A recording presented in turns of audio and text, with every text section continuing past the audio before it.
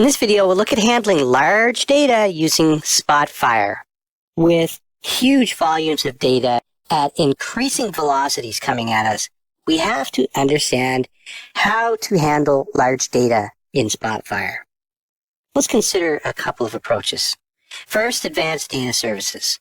One of its features is data caching, which caches frequently used data from various enterprise applications and accelerates access to slow data sources. So that's one way. We've also seen automation services where we've used automation services to build and run a job to save some data as a Spotfire binary data format. This could provide, for example, in-memory row-level data access. There's also in-data source analysis, and we'll get into that a little bit later. Then there's on-demand data, which provides flexibility, but we have to be careful with that. We can also schedule updates on analyses with caching. We've seen that. There's also caching information links. And then there's the considerations that we have to make with big data. And that is by considering using big data connectors. And Spotfire has a number of native connectors for big data sources like Apache Hive, Spark SQL, Cloudera, Databricks Cloud, Hortonworks, MapRDrill, Pivotal Hawk, Teradata Aster, and so on.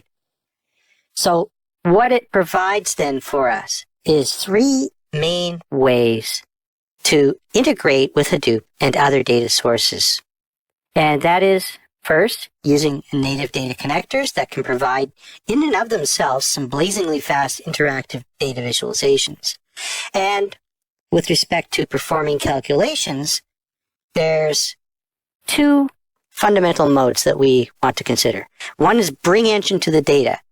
And in this case, what we do is we provide for data calculations of incredible complexity by integrating within data source distributed computing platforms.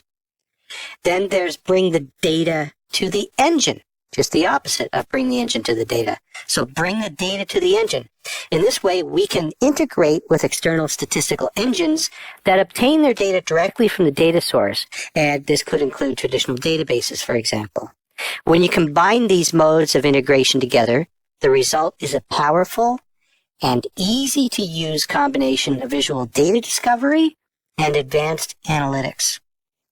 Notwithstanding all of this, we still need to connect to large data sources using the proper combination of in-memory, in-database, and on-demand methods. We can also use the TIBCO Enterprise Runtime for our statistical analysis engine, for example, to analyze and compute relevant data in data source and then bring it into Spotfire and use the powerful in-memory expression capabilities of TER.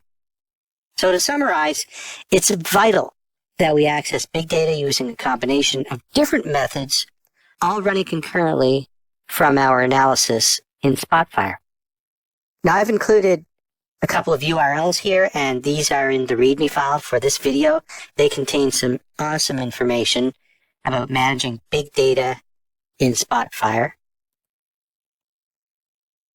And there's also this one, which is a PDF, which is downloadable.